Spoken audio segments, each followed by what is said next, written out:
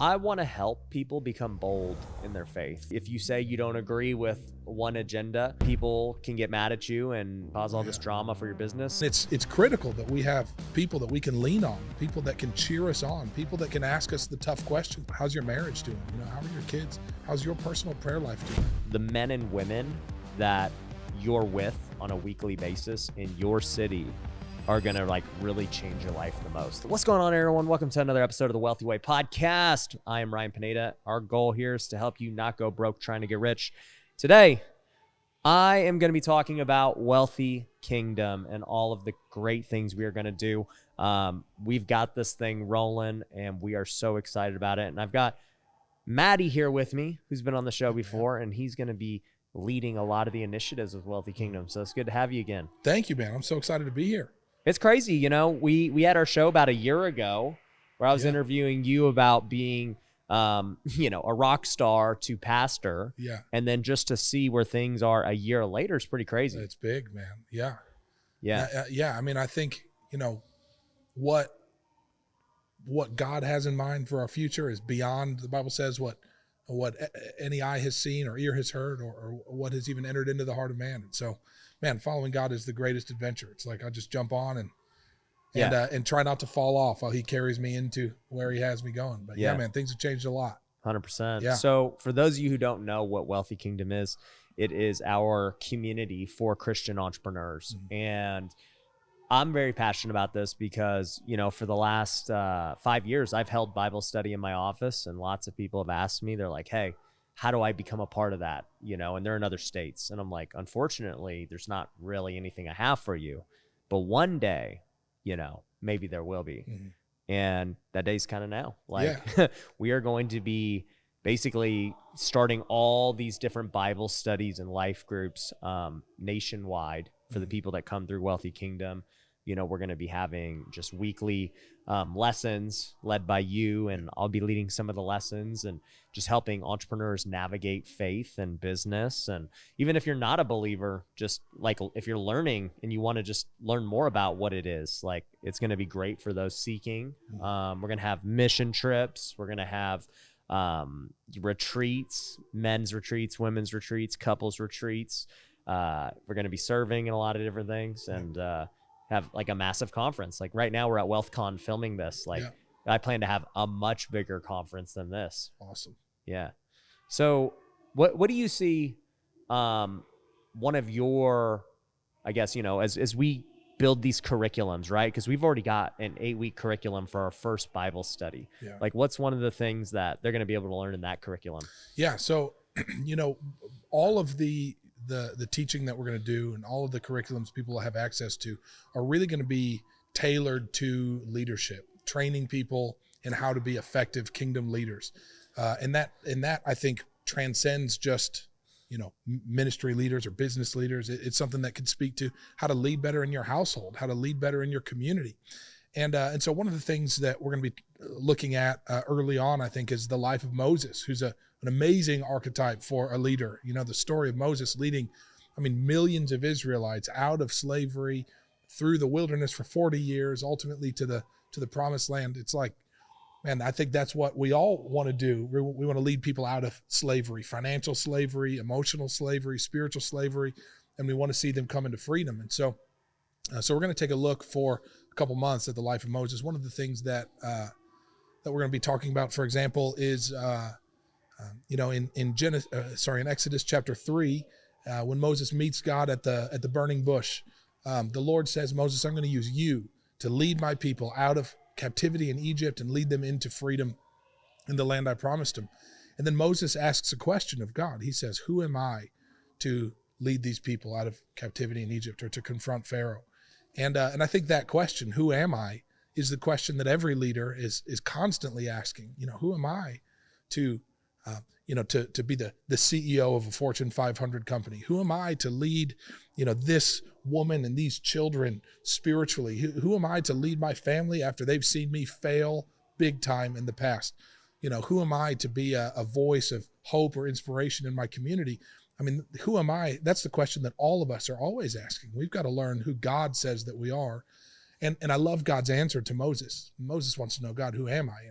God, instead of responding and saying, well, you're a pretty good speaker, and you look nice and you've got a big social media following, he tells him, I will certainly be with you. Yeah. Like that's the whole answer. And Moses didn't even want to speak. Right. He's like, Right. God, I'm not very good at speaking. I don't know if I could be the leader you think I can be. That's right.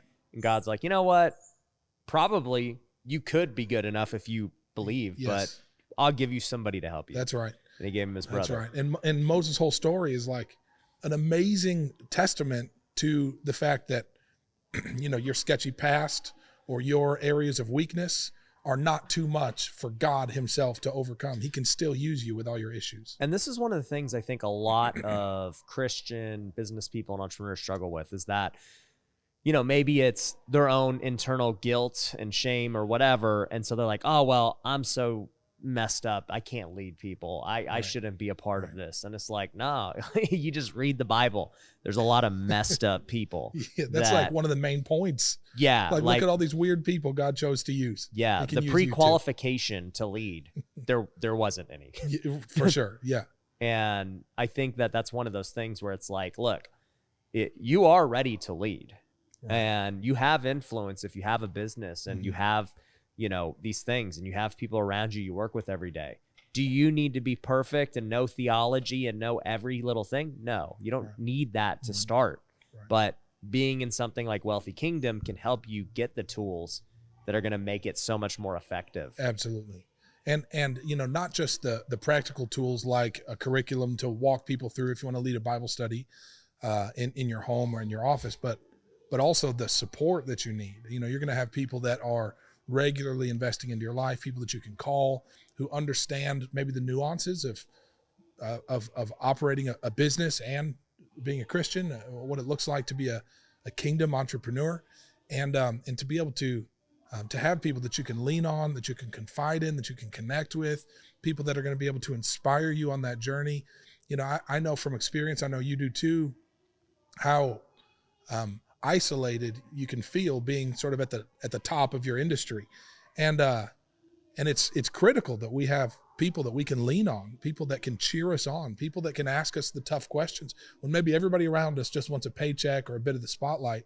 You got to have somebody that'll check in and say, how's your marriage doing? How are your kids? How's your personal prayer life doing? Are you okay? Are you getting enough rest? Mm-hmm. And it's really critical to have those people. And I think, for me, I think that's going to be one of the most beautiful and valuable parts of Wealthy Kingdom is that we're not just offering people, training material. We're offering them community and connection with other people that are in similar situations to them. Yeah, honestly, I think the community part of it is going to be the biggest issue, or not an issue, the biggest benefit. Yes. Because on the issue side, it's going to be hard for us to logistically manage it nationwide. That's like, for me, when I look at it from just building it, I'm like, oh man, this is going to be hard to find leaders in every city and, have them lead effectively. And, we're going to be bringing all these different people in and having trust that, everything's going to be done the right way. And so like, I'm very confident we're going to do it successfully, but I know that's the hardest part. Yeah.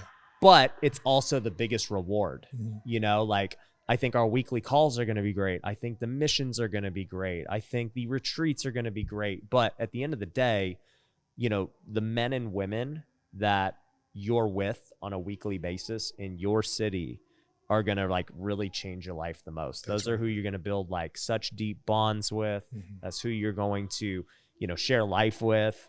And so I know that like where America is in a place of loneliness. Yeah. And people don't have friends or people they can talk to or be vulnerable with. It's tough. Right. And that's, I think you're exactly right. And I would say we have the unique opportunity as the church to step into what could be our finest hour in this nation. We have the opportunity to be the answer to sort of the heart cry of our nation in this time. There's a girl who's a member of our church now. She's a realtor, and she started coming. A guy from her office invited her to church, and she started coming to church. Didn't know anything about God, was not a believer, had not grown up in the church, and she just started coming because she needed to be around people. And she found people that cared about her, that knew her name, that loved on her. And now she's one of our, main volunteers, an amazing contributor. And most importantly, she's fallen in love with Jesus and given him her life. Yeah. And so I think, man, the connection, the community, social media is never going to be able to replace that. Yeah.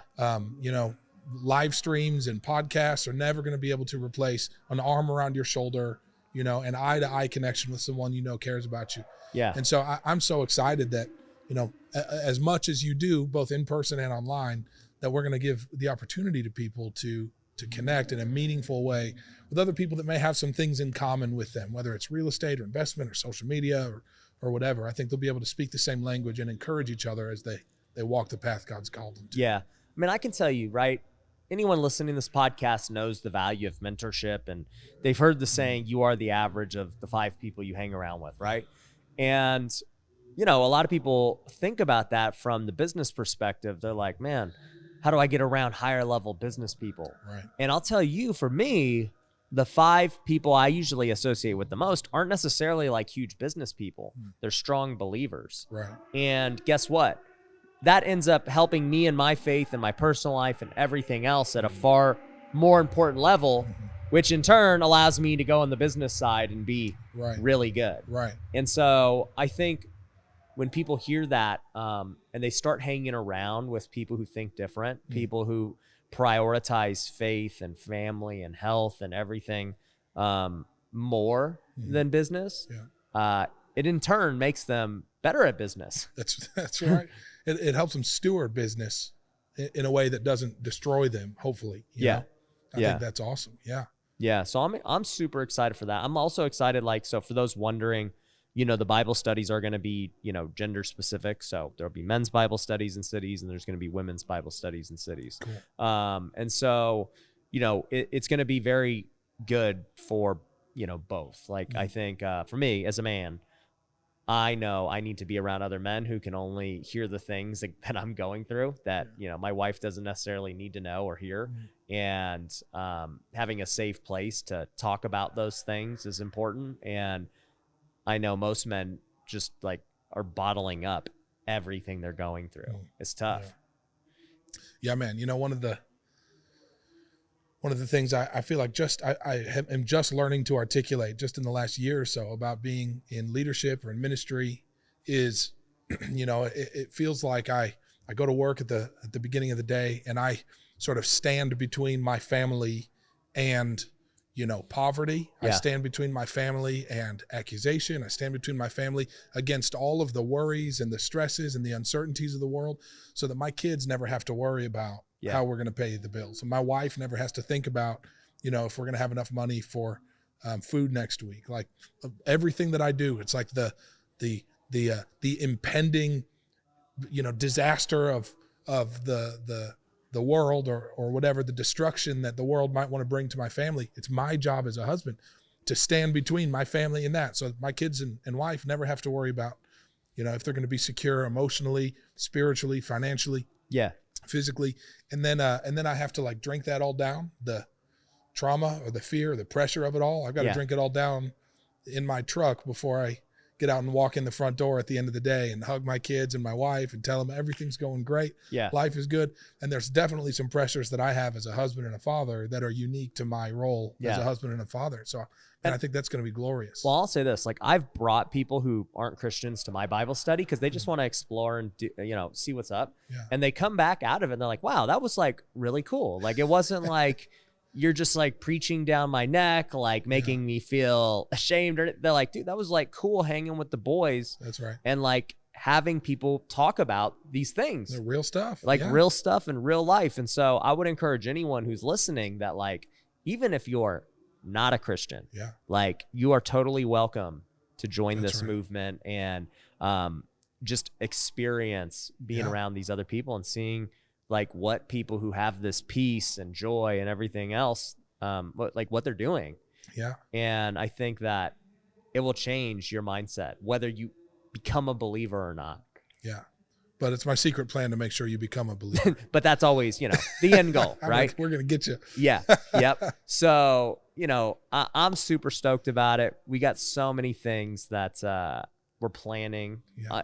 I'm excited for just like the mission trips, It's going to be so cool, man. Yeah, like one of my favorite things to do is every year I go to Mexico and build homes, and that's like one of my favorite things of all time. And I think we're going in May, so I'm not sure if we're gonna have time to like get Wealthy Kingdom on board. In fact, we probably aren't, because we might like have too many homes that they want to do. But I love just doing that and meeting these families and building houses, and then we're going to do other stuff outside of Mexico, and see just these places and these people we can help. And a lot of people have expressed interest to me that they want to participate in a lot of stuff like this, but they just don't know how to do it, or who's running it. Yeah. And so it's going to be very easy on that front. That's right. And I'm looking forward to, over the next couple of years, I think it's going to become like a community. It'll be, maybe we go spend a week in Mexico with 30 people, and then we see them a couple months later at a, marriage retreat, a couples retreat. And then we see them a couple months later at a national conference. And, I think we're really going to grow. They're going to hear from me or you weekly. They're going to, be going through these Bible studies that I'm working on, these curriculums. And so, I think what's going to happen is we're all really going to grow as a community and really get to build relationships with each other that are going to be a source of encouragement and inspiration through the years. Yeah. My biggest thing, man, is that I want to help people become bold in their faith. At the end of the day, it's tough. You live in a cancel culture, you live in this PC culture, and, who knows, right? Like you could get canceled tomorrow for talking about faith. You could, if you say you don't agree with one agenda, people can get mad at you and, cause all this drama for your business. So for me, I want to provide a place where people can be empowered to be bold, where they see, people like me standing up and whoever else, and it like shows them like, hey, you don't have to hide your faith. Yeah. Like they want you to hide your faith. That's right. But, I think people's mindsets are going to change dramatically. Yeah, people may want you to hide your faith, but they need you not to. Yeah. I mean, it's like, at the end of the day, people may ridicule you. They may misunderstand you. They may cast you out. But the world really is looking for something real. And we have something real in Jesus. And so, they may not like it, but we have to stand up and share the truth that we found in the gospel. That's the only hope people have. I love it. And guys, for those of you who are interested in joining Wealthy Kingdom, you can actually go to wealthykingdom.com and get it today. It's literally the cheapest thing we have, because obviously it's not about the money. My goal with it is to just make, I want it to be self-sustaining. And so having a model that makes it that, and being able to use profits and everything to go grow the community even further, run more ads, get the word out there more, to go fund these mission trips for, our members and everything else. Like, all of that's on the agenda. And, for anyone who gets started, it's only $100 a month to get all of those things. And I think people can buy it right now for the launch special at $600 for the entire year. So, there's no excuse to not get in it if you want to, right? And you're going to be around other high level, entrepreneurs and believers, and this will be a nationwide deal. And, as we identify these leaders in each city, we're going to be launching these Bible studies so that you can, attend them and have fellowship and everything else. And so it's going to be an amazing thing, man. It sure is, man. I cannot wait to see all the fruit that comes from this. I mean, I think it's not just going to be Bible studies and missions trips. I think, we're going to find that the members of Wealthy Kingdom, they'll be impacted for sure, but I think their marriages will be impacted. Their children will be impacted. Their churches will be impacted. Their businesses and their communities will be impacted. I think the impact is going to go a lot further than just the people that sign up for Wealthy Kingdom. I think that the whole nation, that each of their communities are going to feel it as well. I just cannot wait to see all the fruit that comes from this. It's going to be so awesome. Yeah, for sure. So guys, go check it out. We would love to see you in one of the trips and one of the calls. And, we want to help you change your life. So hope you enjoyed this episode, and we'll catch you on the next one. Peace.